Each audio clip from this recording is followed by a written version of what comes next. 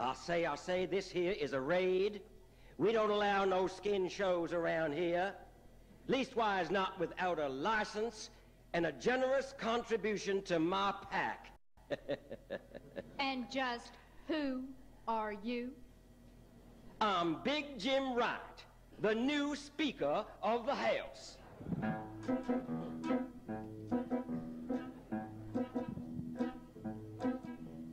I occupy a seat of renown, clearly the top housekeeper in town. I run the lives, the ups and the downs of 434 other clowns. Patience was the key to my victory. All rivals I appeased, now I'm pleased to be Speaker of the House, full of fancy lip, telling all the members I'm as big as Tip. Leader of the Dems, passing out the plums. You can tell my heroes from Bob Michael's bums. Always doing good for Texas, greatest little place on earth. Only thing it needs is one more little air base in Fort Worth. Speaker of the House, keeper of the zoo, ready to accommodate a tax or two. Speaker of the House, running the debate, cleaning up the record when they don't talk straight. Everybody's fearless leader, everybody's lifelong friend. Rostenkowski may burn, still I'll be a Rayburn in the end.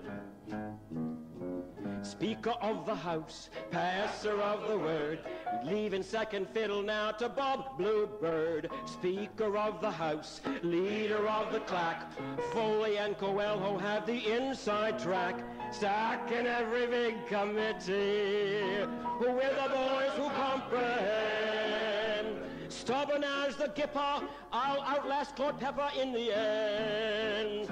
Stubborn as the Gipper, I'll outlast Claude Pepper in the end.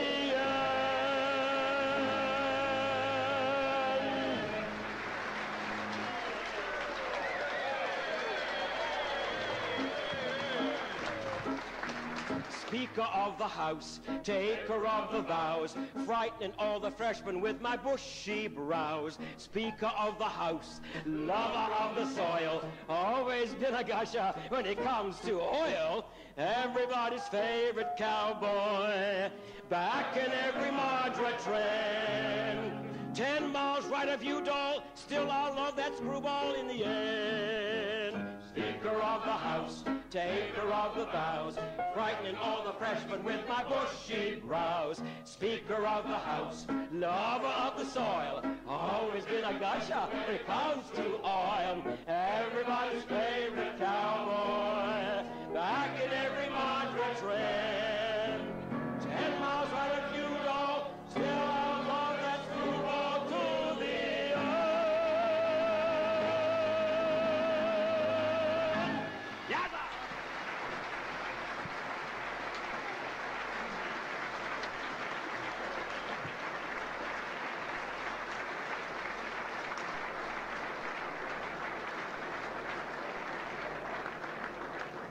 Ladies and gentlemen, from Fort Worth, Texas, Jim Wright.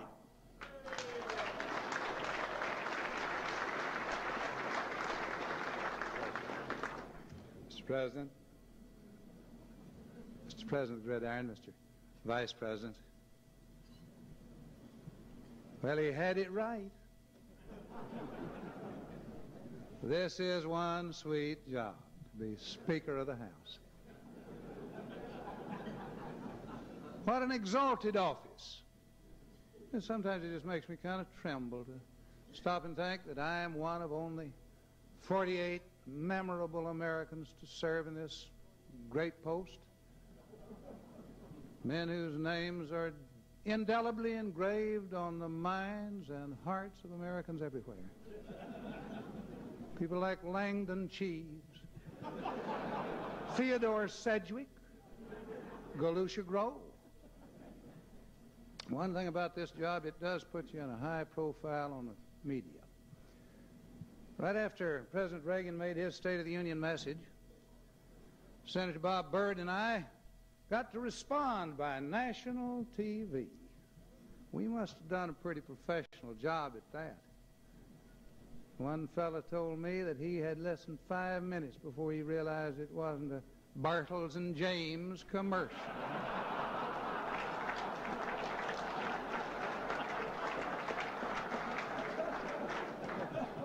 I thanked him for his support.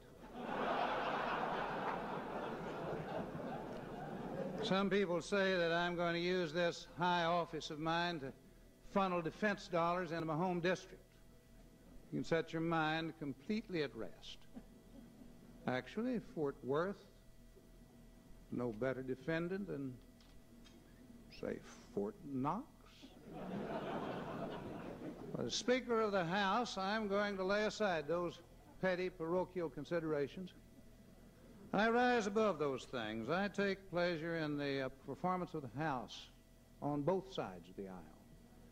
It gives me great gratification that the House has produced two stellar candidates for President of the United States, Jack Kemp and Dick Gephardt.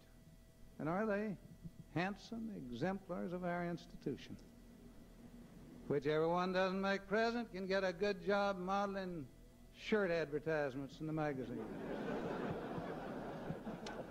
And that's really where it's at now, being attractive on TV. I guess maybe it's always been that way, particularly with speakers of the House. We set the trend. Well, just think back. Jim, the real handsome matinee idol quality of some recent speakers of the House. Sam Rayburn, Joe Martin. Jim Palmer's not the only public life man who's pretty enough to model underwear. How about Carl Albert? Tip O'Neill? Well, I gotta admit, George Bush is pretty good on TV himself.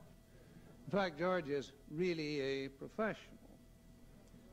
You may not know it, but he has advised networks on programming and personnel. It's not George's fault that Larry Tisch rejected his excellent suggestion that Diane Sawyer would make a very fine person to head up the Beirut Bureau. Oh, did any of you see that excellent 60-minute interview? Well, George was just about as articulate as he was that night up in New Hampshire, Mr. President. Y'all were all arguing about who paid for the microphone.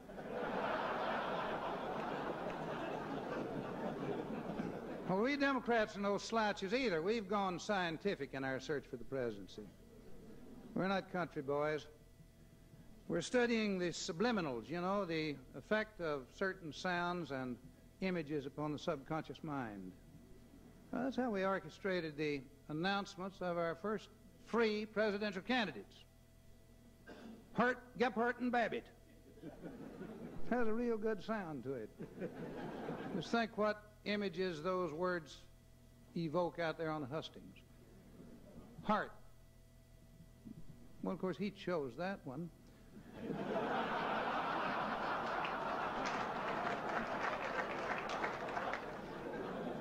Hart means we got compassion.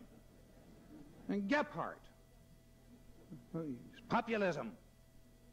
You know, makes you think of a big old can of chili. And Babbitt, it kind of puts you in mind of a bathroom cleanser. I do get a little bit put out sometimes, though, with some of my more partisan Democrats. For 6 long years, they're inconsistent. They've been saying that Ronald Reagan didn't know what was going on. Now, Ronald Reagan says he didn't know what was going on. They say he's lying.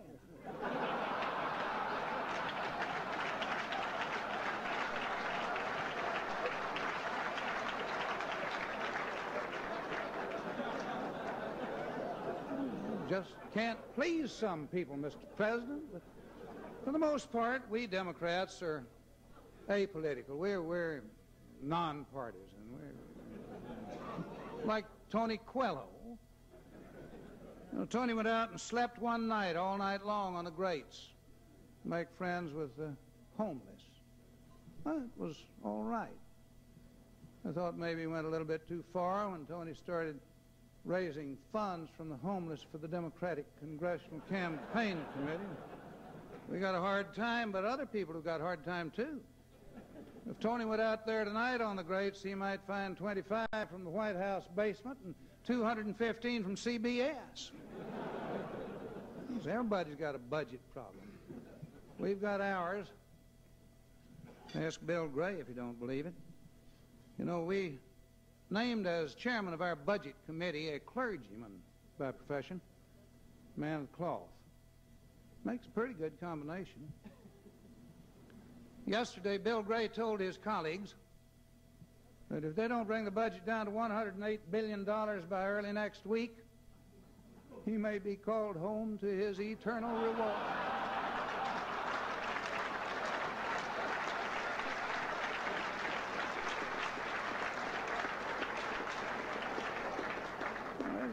That's kind of tough, Bill. You know, we've run out of things to sell.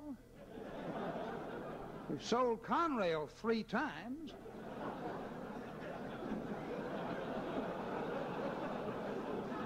Conjured up all the taxes we can imagine. Imagined all the names for taxes we can conjure up. We've tried calling them user fees, revenue enhancers, non-tax taxes. Tax is like a rose. By any other name, it smells. I do resent very deeply, though, Mr. President, one thing your people have been saying, and I wish you'd see if you couldn't get them to tone that rhetoric down. It's just grossly unfair for them to say that we Democrats never saw a tax we didn't like. Actually, it's the other way around. We never saw anything we liked that we didn't tax.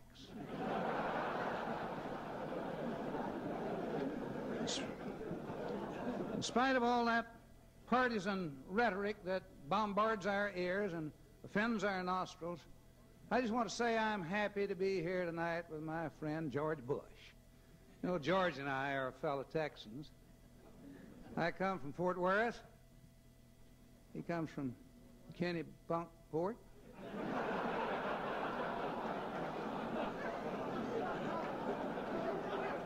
Up near Amarillo somewhere, I think. George says now it's closer to Iowa. George tells me he was born up there in a modest little 32-room log cabin.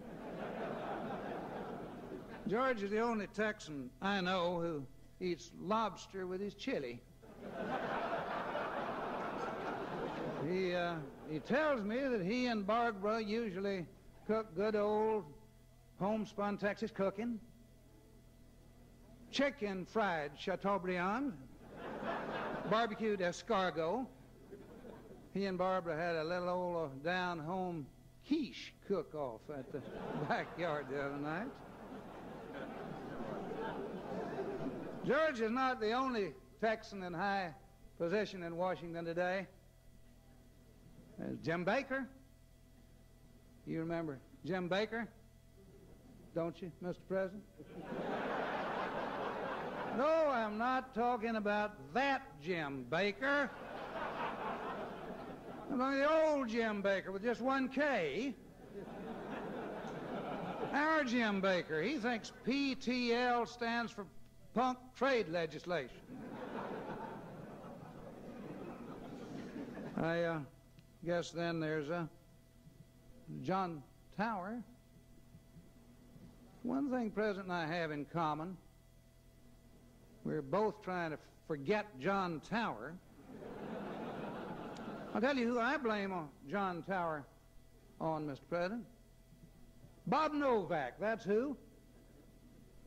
He warned you about what a subversive Jim Baker is, but he let John Tower slip right through that safety net. Folks keep wanting to know, and they're always asking me, if my friend George Bush really did speak up against that covert plan to send Bud McFarland and Oliver North over to Tehran. I can tell you for sure that he did. George argued strongly that the policy was wrong. He wanted to send Jack Kemp and Bob Dole. Some people got the wrong idea about George. They say he's trying to make distance between himself and the president. No, I don't believe that. He's actually trying to snuggle up to the president. I was up at the White House the other day, and I heard George singing to the president, entreating him to go out to Iowa with him. George was singing, "Come do that voodoo that you do so well." The president began singing soulfully to George. Sentimental ballad. "I never promised you the rose garden." But this administration is really working very hard to put an upbeat image on things, and I admire them for it. I noticed the other day, Elliot Abrams said that the Contras and our Latin American, Central American policy were both doing very well indeed. In that same spirit, I'd like to give you a little tip. TCU will win the Super Bowl next year. Of course, there's always SMU. Our governor of Texas, Bill Clements, is a big SMU fan. He's also a big Ronald Reagan fan. Last year at the big game, he slipped into the halftime and treated the team. He said, "I want to see you guys now go out there and gyp this one for the winner."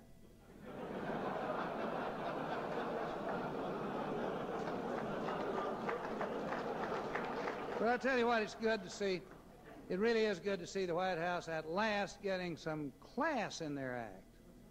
I'm not talking about Howard Baker. I'm talking about Fawn Hall.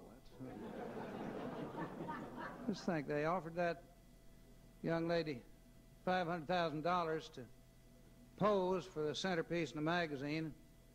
She turned them down. I admire that. And that ain't no joke. Of course, she's not the only one. Barbara Mikulski turned them down, too. We're going to take a pretty girl like Fawn Hall and get her to take a picture and pay her for it.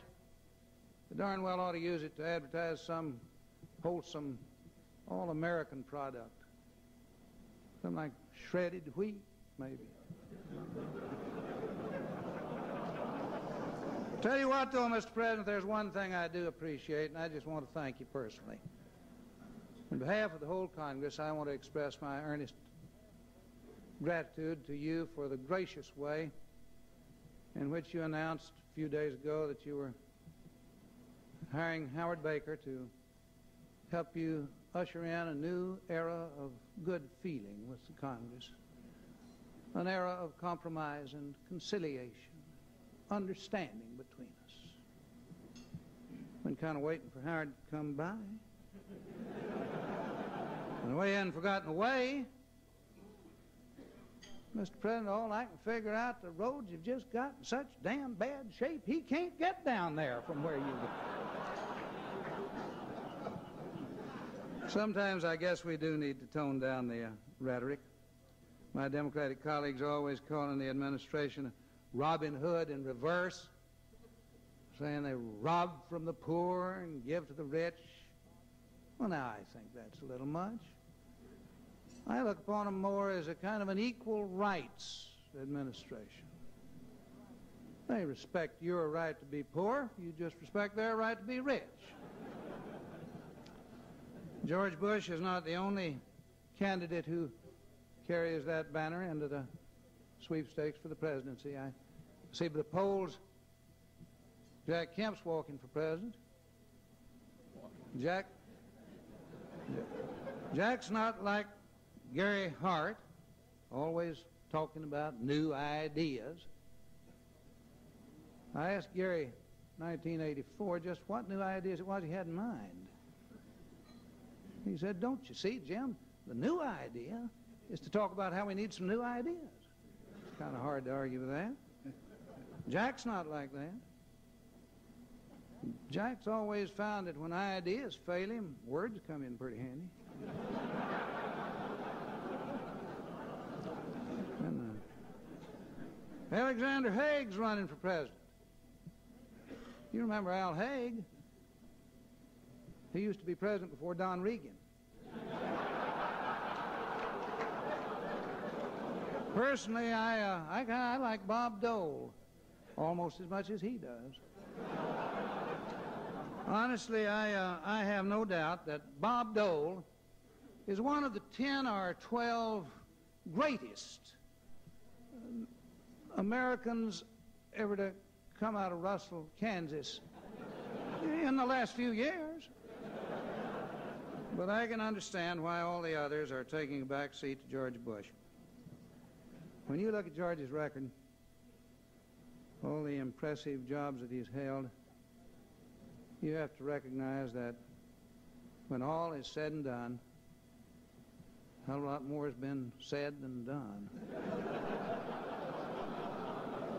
When I think of George Bush's long record of public service, including his long tenure as Vice President of the United States, I conclude that if he is successful in becoming president, no man in history will ever have taken on the awesome responsibilities of that office better rested.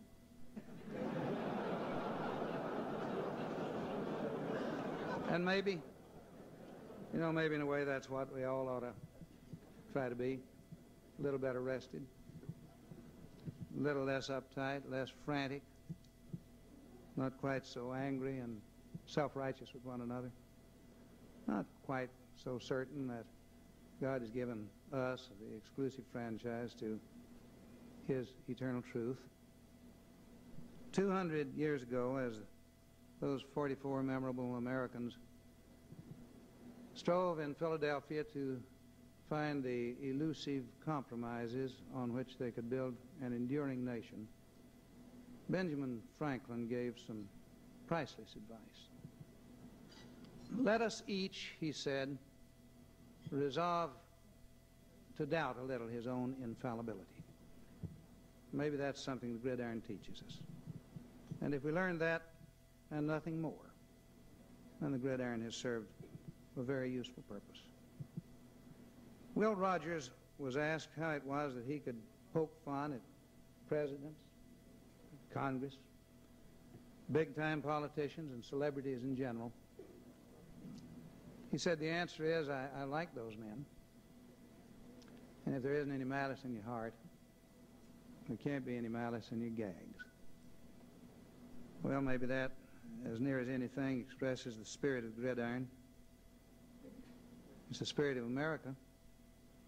It's a spirit that seeks understanding and that supposes that we can disagree without necessarily being disagreeable. Many centuries ago, a man named Aristophanes, as he walked through the ruins of the Greek temples destroyed by the Peloponnesian War, uttered a prayer from the murmur and subtlety of suspicion with which we vex one another. Give us rest. Make a new beginning. Mingle again among the kindred of the nations with the alchemy of love and with some finer essence of forbearance. Temper our minds. As I think upon the conditions of men and women who must live together on this planet, Democrats and Republicans, newsmakers and news writers, Russians, Americans, Ronald Reagan and Mikhail Gorbachev. That's my prayer for all of us tonight. Thank you. Good night.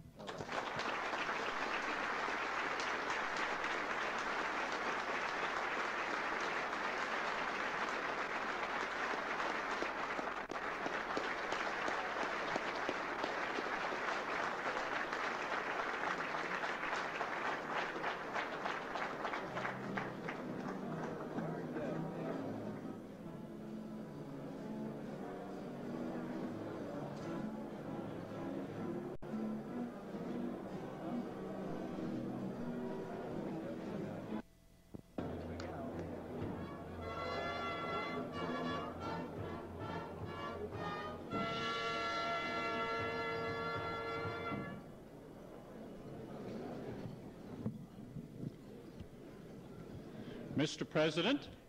Mr. Broder, don't tell me there's more. Mr. President, much more. As the leading authority in this room has often said, you ain't seen nothing yet. We are ready to move now from the domestic midway to the main tent, which is big enough to encompass the whole world, and to introduce the amazing and educational extravaganza you are about to witness, its producer, Mr. Alan Emery. Mr. President,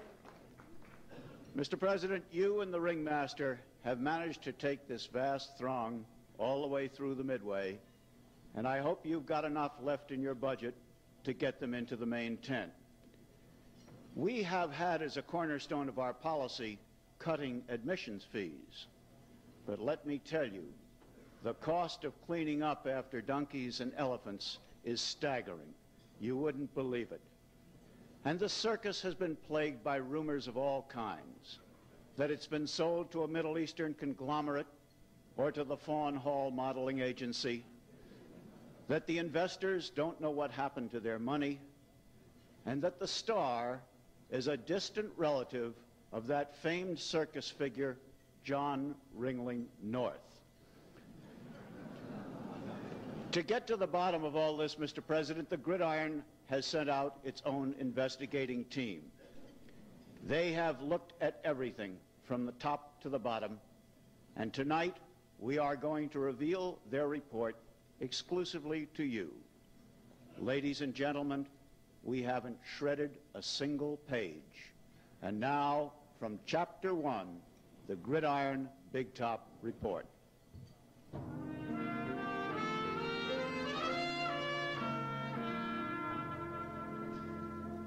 I worship heroes like Valley Forge patriots and Lindy's historic solo.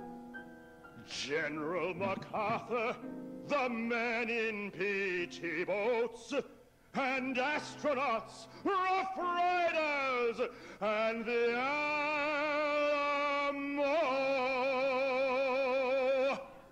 Hello, Ollie. Well, hello, Ollie. It's so nice to have you here where you belong. You're looking swell, Ollie. We can tell, Ollie. I'm no Nero, I'm a hero. I did nothing wrong. I found these nice mullahs paying top dollars. Read a line from Reagan's scripture now and then. Piece of cake, fellas, just for freedom's sake, fellas. I would love to do it all again. Oh no, Ollie. Oh no, no, Ollie. That is not exactly what we had in mind. So take a stand, Ollie. Raise your hand, Ollie. Tell the story of your glory, comrade. You're behind. I keep the arms going and the dough flowing. Then Ed Meese went fishing and he found me out. But don't be miffed, fellas, when I take the fifth, fellas, with a little immunity. With a little immunity. That's what freedom fighting's all about.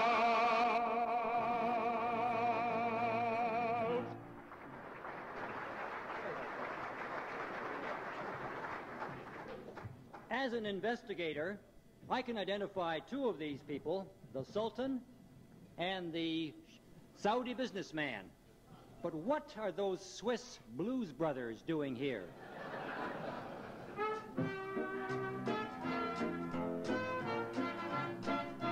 I'm the Sultan of Brunei. I kissed my bucks goodbye. Their palms I freely greased. but it was me got fleeced. Now I'm too brave to cry. I'm the Sultan of Brunei. I am Adnan Khashoggi with the wealth of Araby. They say that I'm too brash because I flash my cash. Well, I never work for free. Khashoggi from Araby. We're the boys from Credit Suisse, in debt to Edwin Meese. Oh, none can contradict. They had their pockets picked. We launder money best, the cleanest in the West. We've hid where you can't see the wealth of Araby. We launder money best, the cleanest in the West. We hid where you can't see the wealth of Araby.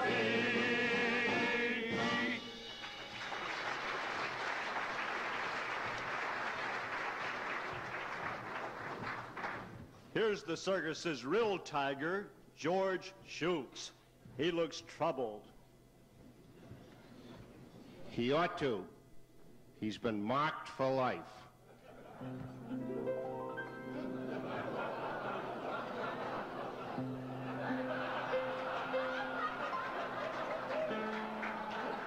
$201 of fun. That's our little Tiger Bun. Take a look at Tiger Bun tonight.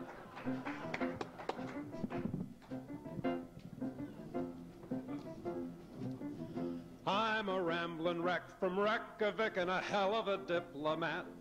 As traveling salesman, I will sell a policy just like that. But with sophistication, I'd like to make it clear I'm a nervous wreck from Reykjavik at the end of a long career. From Middle East to Middle West, I'm totally at a loss. 'Cause all my good ambassadors say I am not the boss. The president calls me captain, but he won't say where to steer. I'm a nervous wreck from Reykjavik on a ship that has stripped its gear. If I seem awfully ignorant, it's just because I am.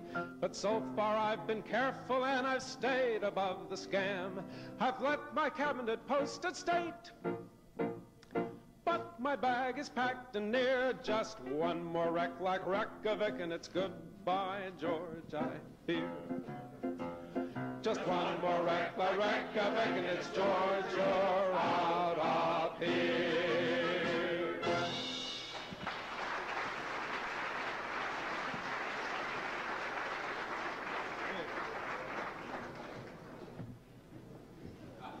Pardon me, please, pardon me. My name is Yasuo Nakazone. Yankee dollars falling down, it ruined Nakazone. I've a yen to start again, we'll export macaroni.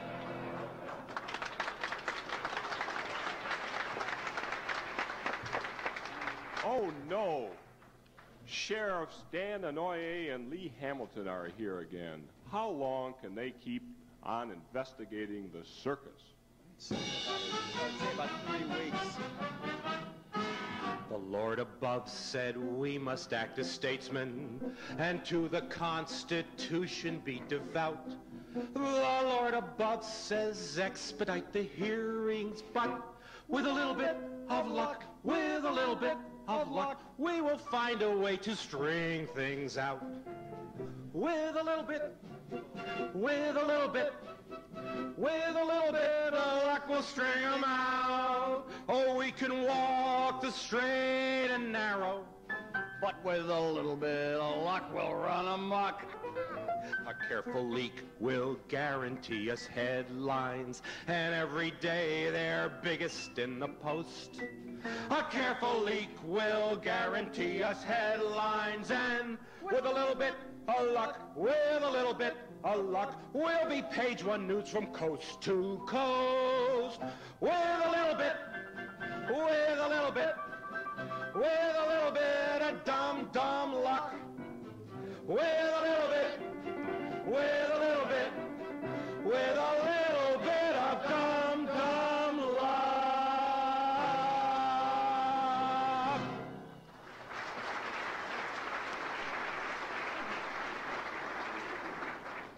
We thank you for your support. We found that Cap Weinberger's been planning so many Disney projects that he's beginning to look like Jiminy Cricket.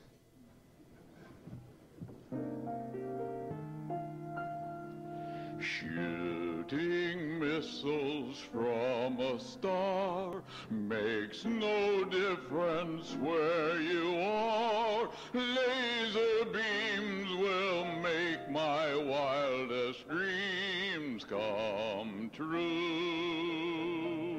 Move the White House to the sky, that's the spot for SDI. If it breaks, we'll fix it up with crazy glue. We don't care, let Congress make a fuss. They shop at Toys R Us while we spend billions. By next Christmas, we'll deploy Reagan's latest high-tech toy. Gorbachev knows how it works. I hope we do.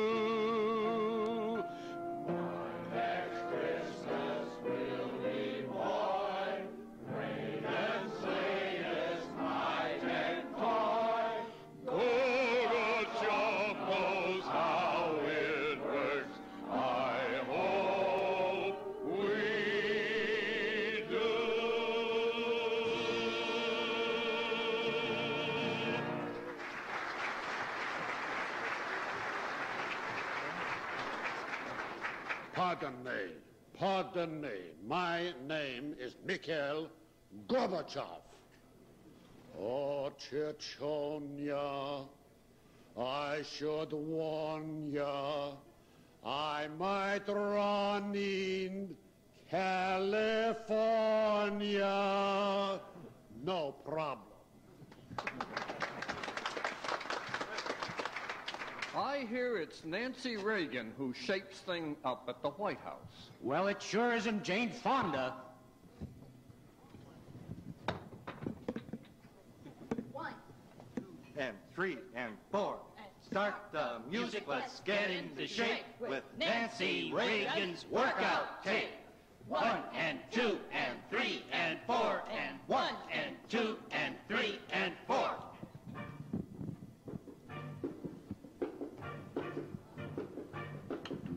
Once I was just a fragile flower, and then I found this amazing power. It happened in '80, I got a grip, dispatched John Sears with a gentle flip.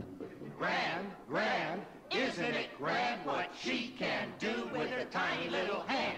Helping my run he was a labor of love, I gave Dick Allen just a casual shove. Wiggle those fingers and stretch 'em out. Why, they can give you miraculous clout. Nancy Reagan, with a smile, can toss a bureaucrat a quarter of a mile. Jim Watt learned a very hard way that I liked how the Beach Boys play. I just stood on my tippy toes and I tapped him where it hardly even shows. Pull in your tummies and arms above. I dispatched Al Haig with barely a shove. A 1, a 2 with your itsy little finger. I did the same to Lynn Singer. Grand, grand, isn't it grand what she can do with a tiny little hand? With Donald Reagan, I was pushed to the max. Why, we even had to do the jumping jacks. While easing him out and having him fired, I worked up a sweat and I really perspired. Now Howard Baker looks out of shape. He certainly needs my workout tape. But if he becomes another fumbler, well, I have got his telephone number. Grand, grand, isn't it grand what she can do with a tiny little hand? Grand, grand, isn't it grand what she can do with a tiny little hand?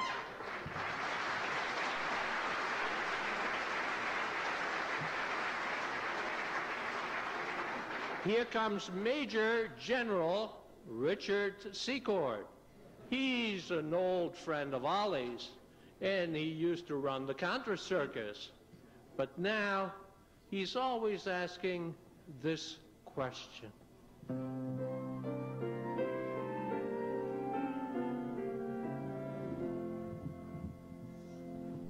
How are things in Nicaragua? Do they still run tours on Southern Air? Should I book my seats through CIA, the company way, and what's the discount fare?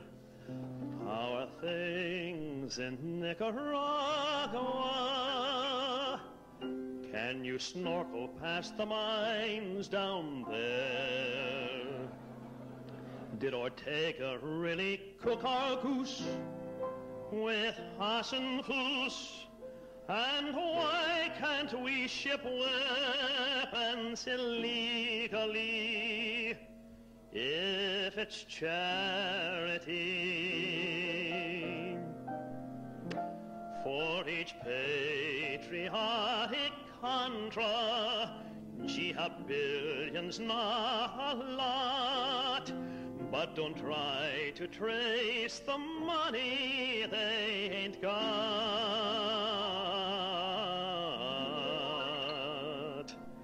Are things in Nicaragua not so hot?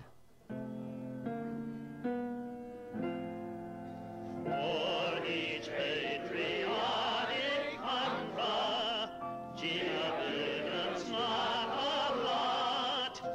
But don't try to trace the money they ain't got. How are things in Nicaragua?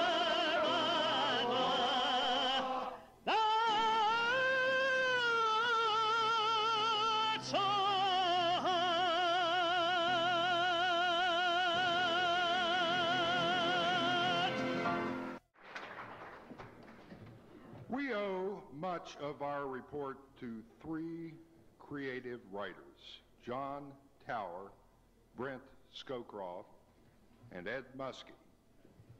Here, we find them interviewing a very, very high authority.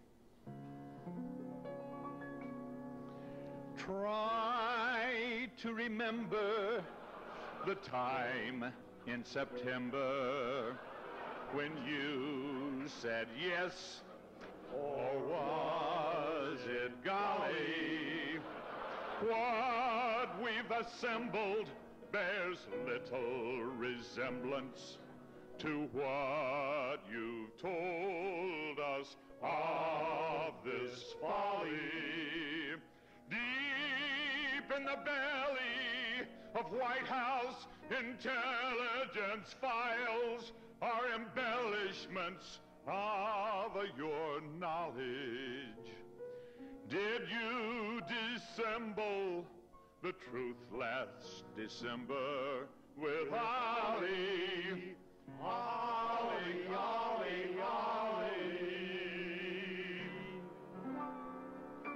Look in my eyes and I'll try hypnotizing ya. Deep asleep, your mind goes shallow. Down in the cellar, did you know some fellas erased the case while Reagan hollered?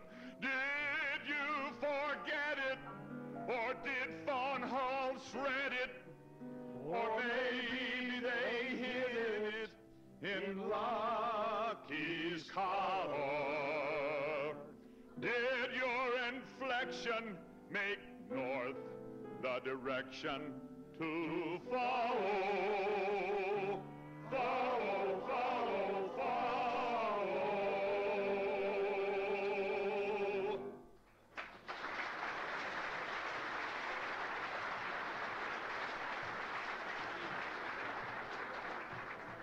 According to a late section of our report, this circus may be saved yet by that modern-day Lone Ranger, Howard Baker.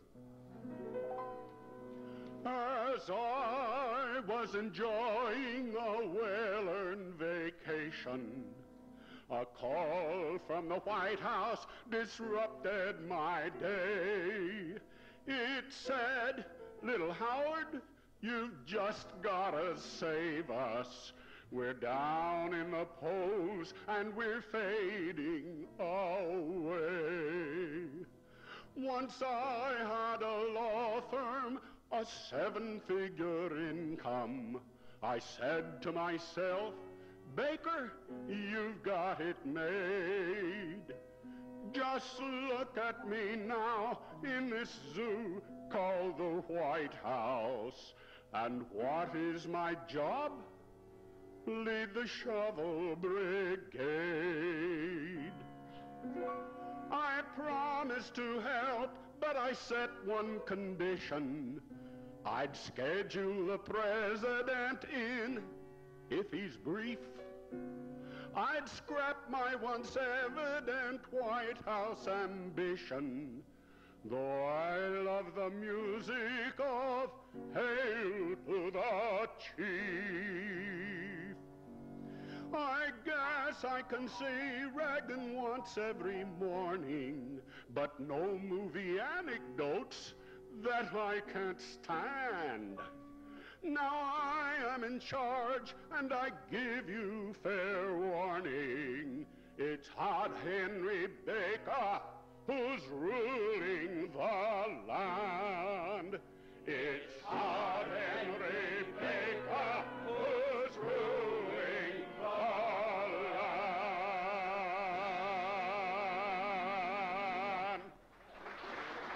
Here we go.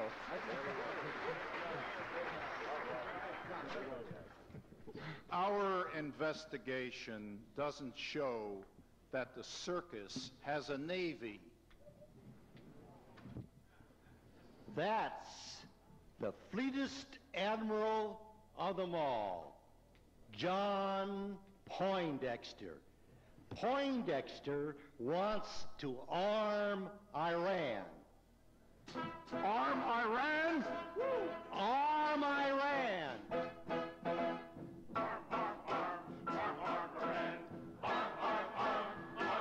It's our plan to arm Iran. Let's arm Iran. We got the Georgie solid jumping. We are really on to something. Arm Iran.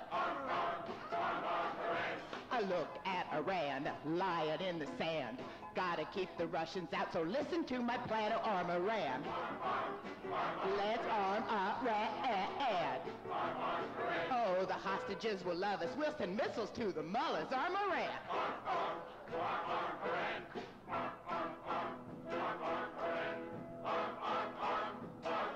It's a plan to arm Iran.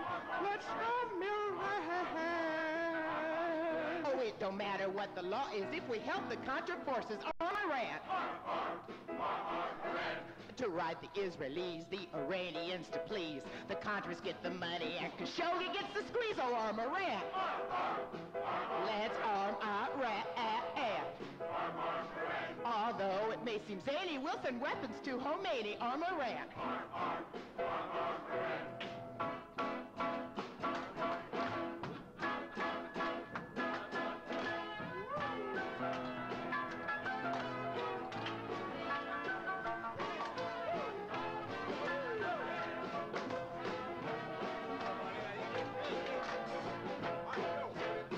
Let's rock. Our policy is tough, although it's just a bluff. Our lawyer will be me while we're banking a la Suisse. So arm Iran. Toes for Iran.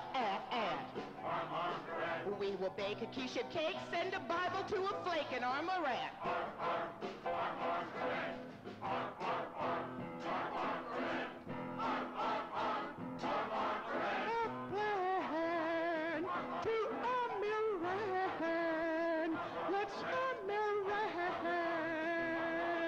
We can do it quick and easy. If we're caught, we may look sleazy. Arm Iran.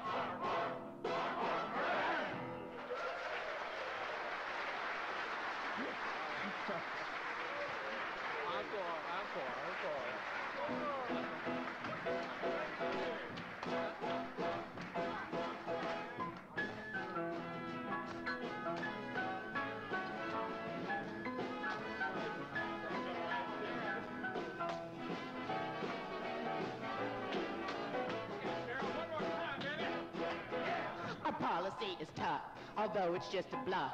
Our lawyer will be me while we're banking all the Swiss. So arm Iran. Let's arm Iran. We will bake a quiche cake, send a Bible to a flake, and arm Iran. Arm Iran.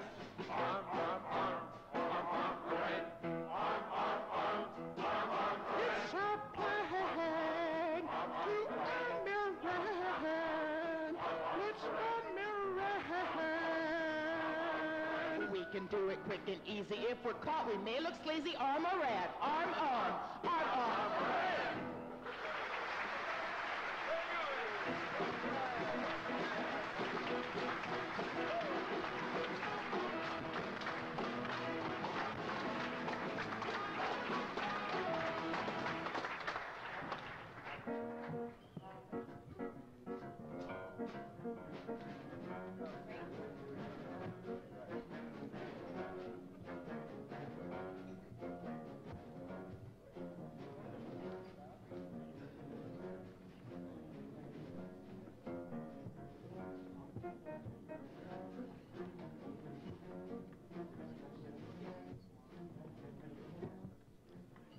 Well, we have concluded our investigation, and we have determined that the real star of this circus is that great high-wire artist, the Flying Beep, George Bush.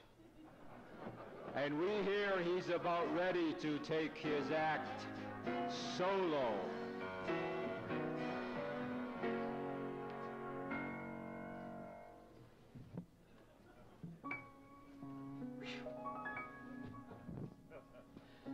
I'm the man in the land who needs his hand held.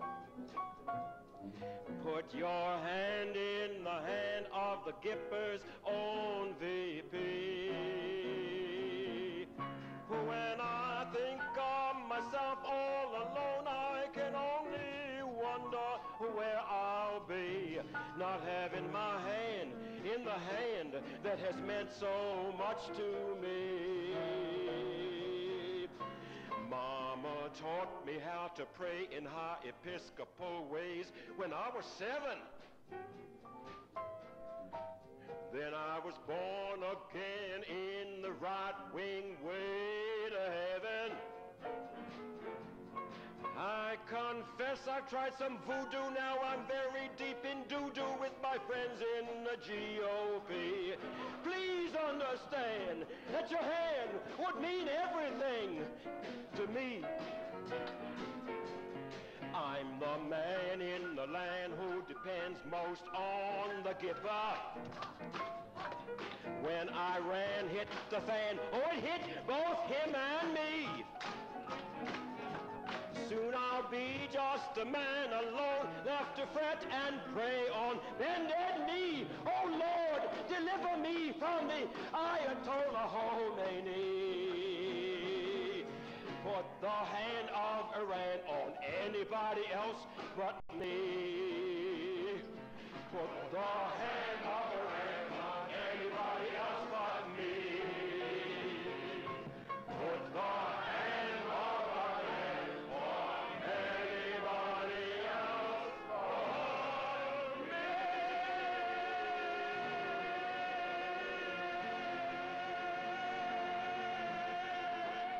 Amen.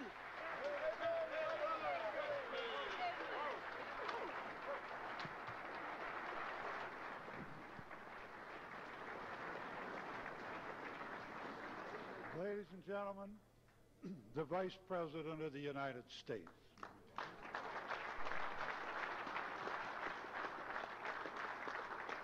Mr. President, ladies and gentlemen, good evening.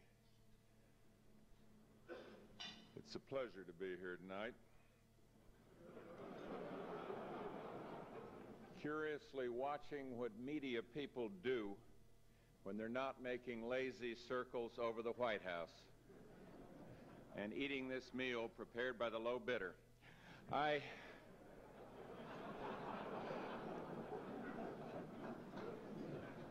been trying to think what it is that makes us so eager to be here, to be insulted in person instead of waiting for the Sunday shows.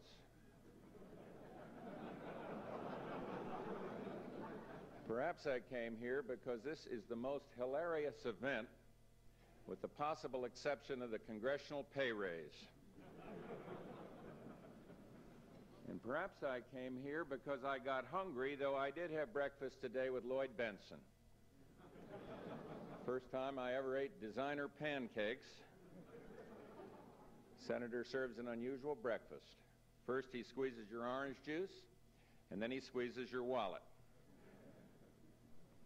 But perhaps I came to congratulate your new Vice President, Carl Rowan. And Carl, in a spirit of bipartisanship, let me give you some advice, free advice. First, don't hesitate to give advice to the President, but establish your own independence. Here's exactly the way I did it. The President took me aside and he said, "George, I want to know if you're going to support every stand I take." And I said, "Well, of course, Mr. President." He says, "But your friends tell me you have strong opinions of your own. Is that true?" I said, "Well, of course it's true, Mr. President. I have opinions of my own, strong opinions, but I don't agree with them."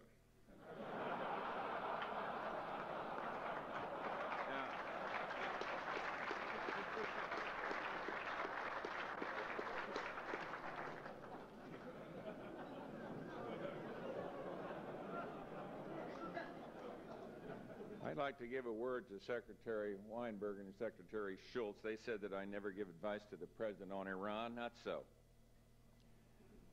Just the other day I told him, be guided by what Coolidge told Harding. Don't drop anchor until we're out of the woods.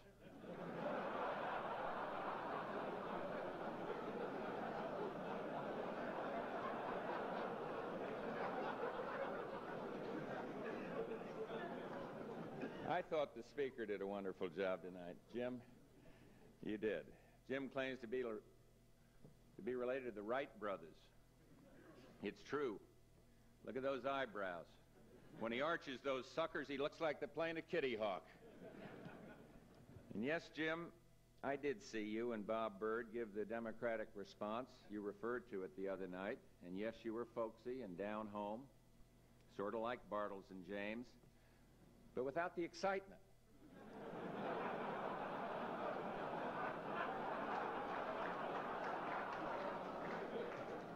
Now, the Speaker's doing well. He's just gotten there, and he's proposed a new plan. Eliminate the IRS, turn it all over to the telephone company.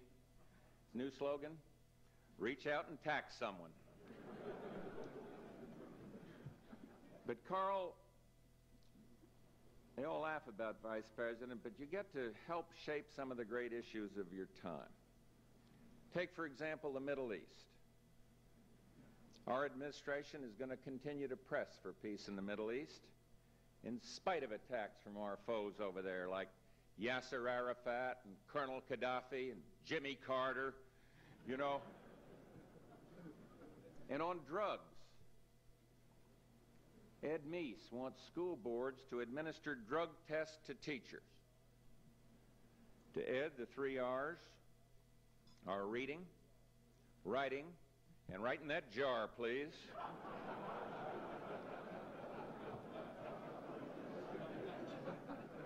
Or take the health problem.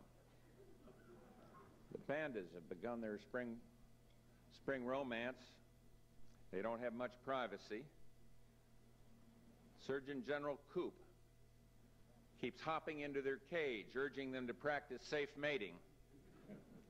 Ed doesn't find panda mating obscene. He just won't let them do it in a 7-Eleven store.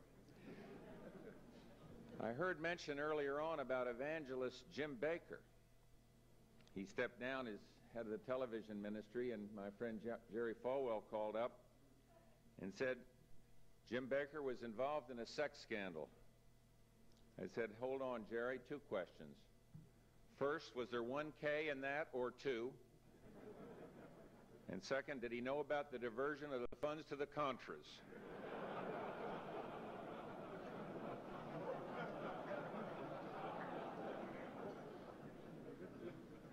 No, Carl, as vice president, you get to meet a lot of people, that huge population segment, like presidential candidates.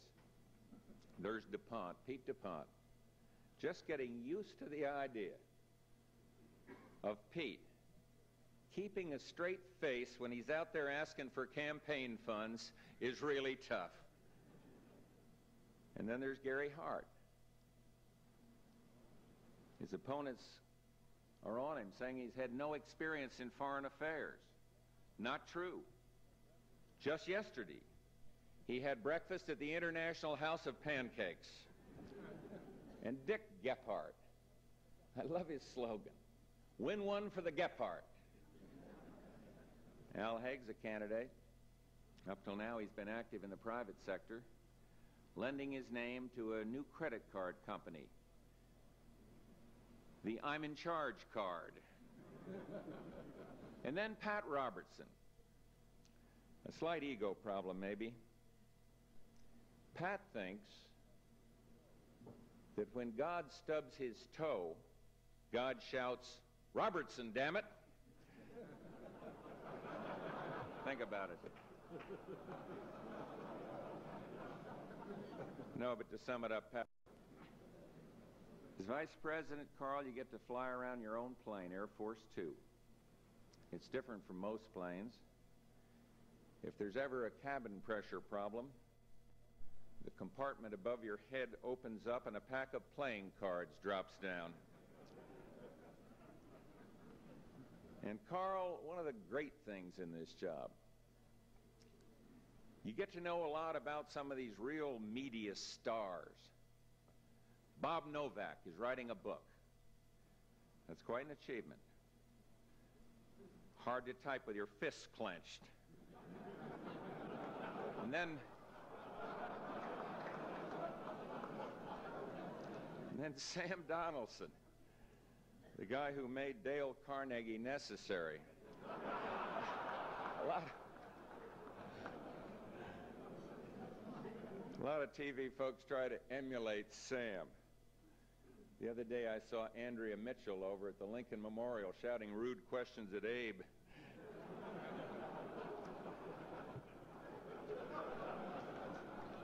We all love Sam, though, but somehow I got the feeling that Sam Donaldson was toilet trained at gunpoint.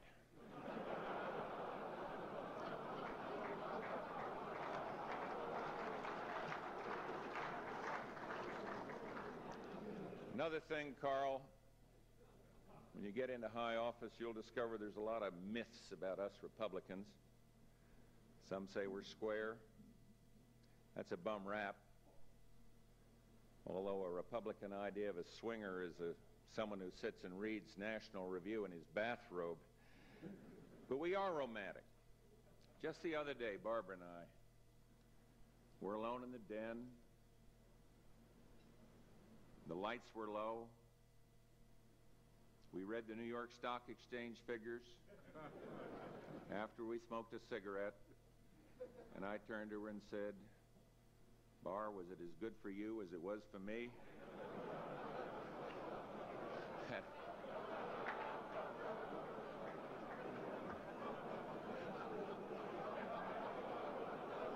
And one more thing.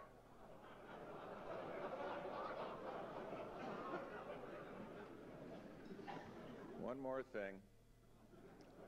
All of us in Washington get so caught up in the flow of events that you have to step back now and then and remind yourself to keep a sense of perspective, a sense of the real size of things.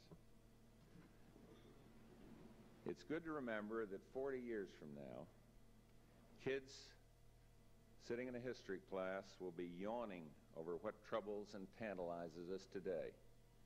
And so it's not only self-indulgent, it's historically ignorant to spend your time wringing your hands over this problem and that.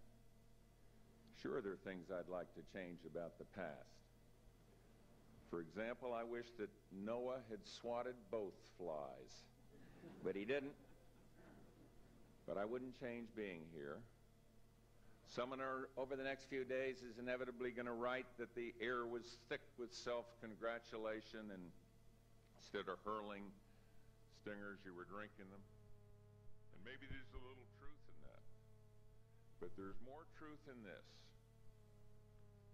There is a natural antagonism between those who report the news and those who make it.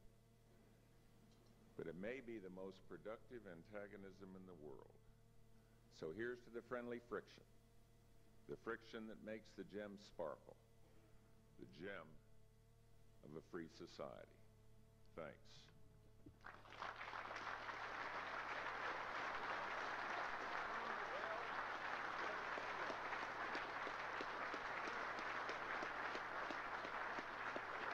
Thank you. Thank you very much.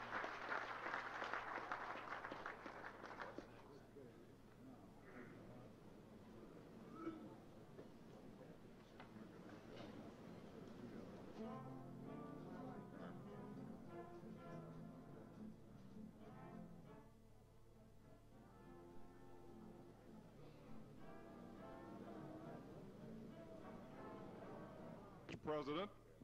Mr. Alan Cromley, treasurer of the Gridiron Club. Ladies and gentlemen, during many long, arduous rehearsals, the Gridiron Club had its own one-man shovel brigade, our pianist and arranger, Les Carr, and the Les Carr Orchestra.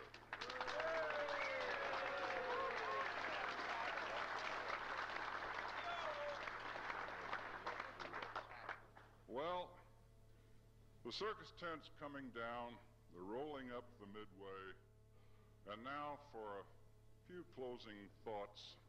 Here are soloists Bob Stranahan, Mike Ryan, and the Gridiron Chorus.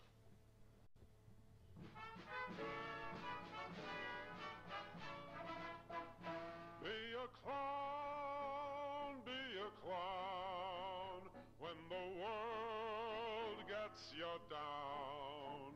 We need hilarity, we need belly laughs, and you all From now on and henceforth, give us more like Oliver North. And please let all first daughters tell it just like it is. And when you fall in love, be sure there's nothing remiss. And if you take the stand, salute, and then take the fifth, be a clown, be a clown, be a clown, be a clown, be a clown, 'cause the gridiron's around. We need gaffes, we need mutes, we need leaders not too astute. Act the fool, play a part, always keep some joy in your heart. And if you get a call from Nancy, hang up the phone, and please select your candidates on beauty alone. And if you need a beat, please give us George Bush's clown. Be a clown, be a clown, be a clown, be a clown.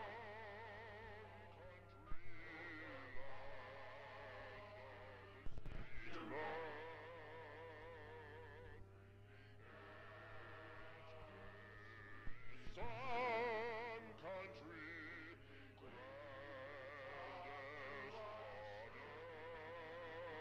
earth. We gathered here from left and right, from north, south, east, and west. Till now there's been no end to our debates. We harbor here a motley crew, especially the press, but we agree on our United States. Ain't this some country land of our choice? This is our country, sing with one voice. We pledge thee our allegiance, America the free.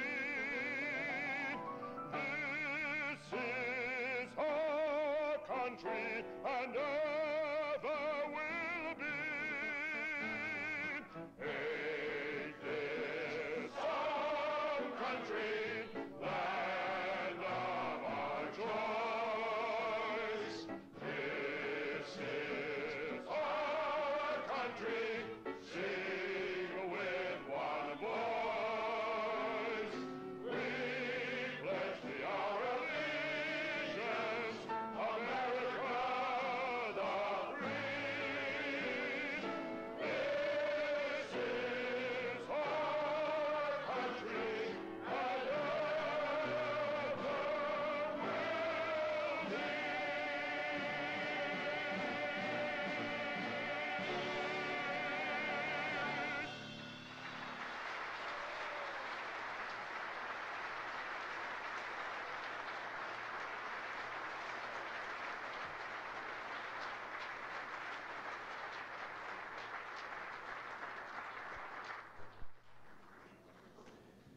In its 102 years, the Gridiron Club has had but one toast.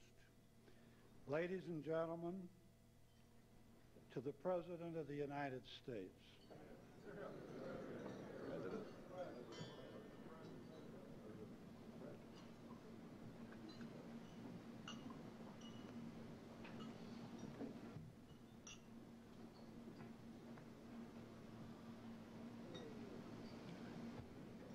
And here he is.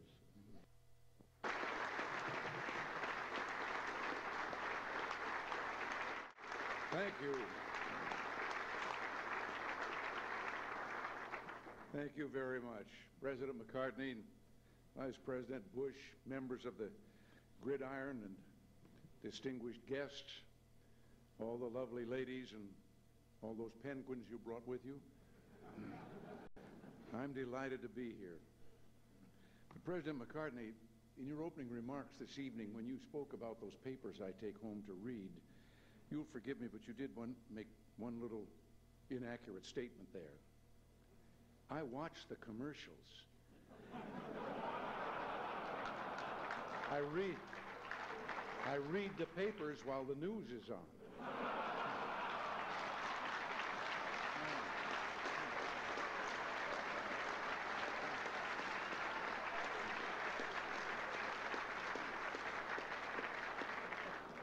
But having to follow all of tonight's songs and skits and speakers, I now know what Don meant about the shovel brigade. But I'm happy to be here. This is part of my new strategy. I'm going to try to establish relations with moderates in the news media.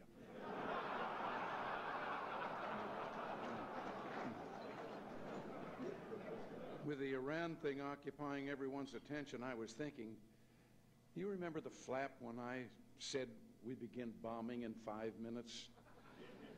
Remember when I fell asleep during my audience with the Pope? Remember Bitburg? Those were the good old days.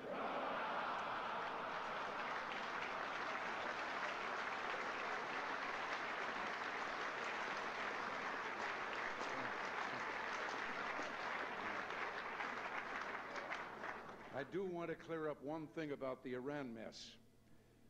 When it comes to the question of whether I gave prior approval of that Israeli arms shipment, there are several possible answers. A, I did. B, I didn't. C, I don't know.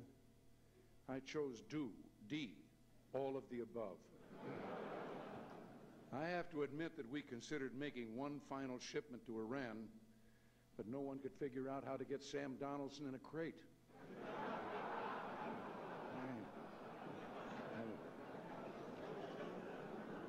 And ladies and gentlemen, I'm afraid the scandal has become even more complicated regarding the diversion of funds.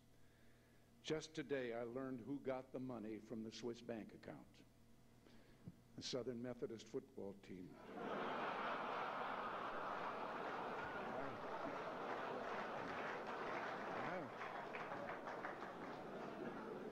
I've talked to a lot of people about how to deal with the Iran matter.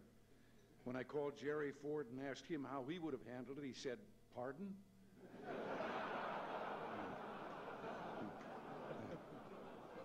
As if the independent counsel, a special review board, and 2 congressional committees weren't bad enough, there was my trip to Bethesda. I tell you, one more probe and I've had it.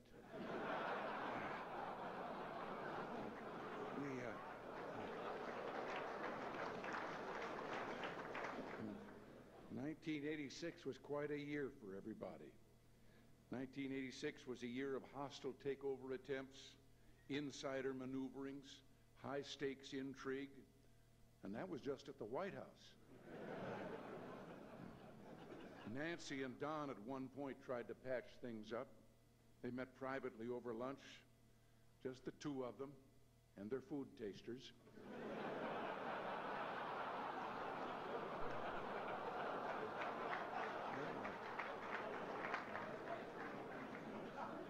But this absurd notion about Nancy's power and influence is all out of proportion. Oh, Nancy, I forgot to tell you, I got a call on the hotline today. It was for you. I will admit that Nancy's something of a perfectionist. In school, they once gave her an ink blot test. She had that thing cleaned up and erased in a minute and a half.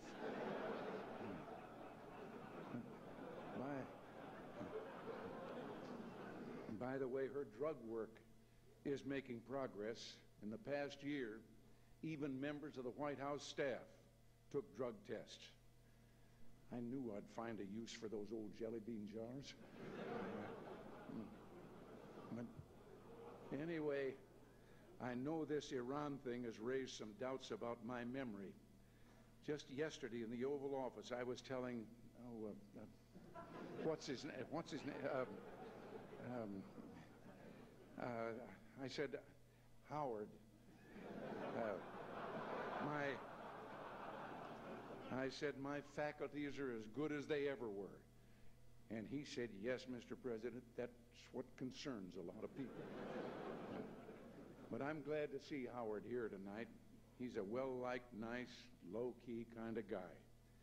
But let me tell you, he can be a dragon when he gets his hackles up.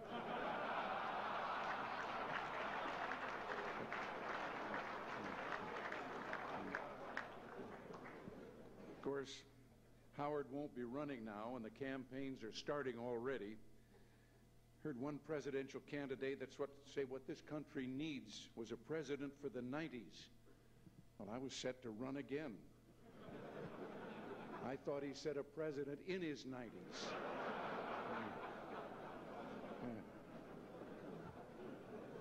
Someone asked me what role I thought Pat Robertson would play in the Republican primaries.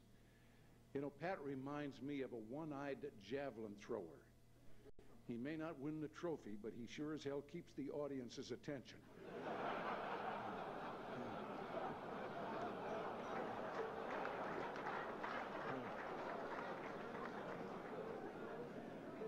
But let me get back to another thing that's been bothering me. You know, in India, they have those sacred cows that wander around the streets. We have the same thing here in Washington, but they're called columnists. I think many in the press have been unfair. George Will wrote a column saying I was lazy. I'd comment on the column in depth and point by point, but I'd have to read it.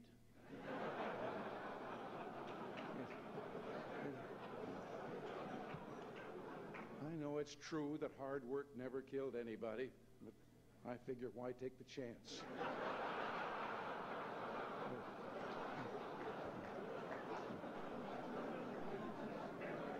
Since I came to the White House, I've gotten 2 hearing aids, had a colon operation, a prostate operation, skin cancer, and I've been shot, and the damn thing is I've never felt better in my life.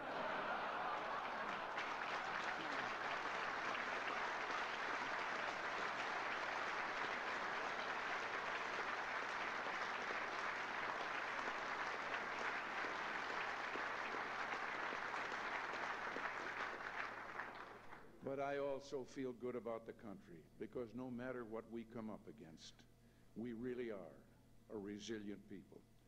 And as aggravated as I get, I genuinely think the press is one of the reasons that we do remain flexible. Our nation rolls with the punches, and those of us who represent the people should do no less. I meant what I said a few weeks ago. When you make a mistake, the healthy thing to do is to take your knocks, learn your lessons, and then move on.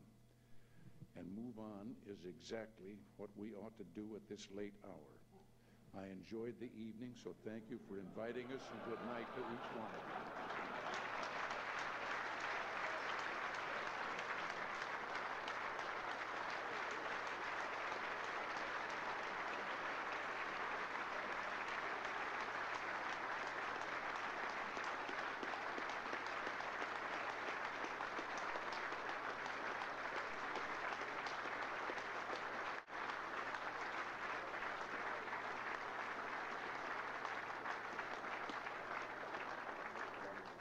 To conclude our evening, ladies and gentlemen, the Gridiron Club senior singer, Adon Phillips, will lead us in singing Auld Lang Syne.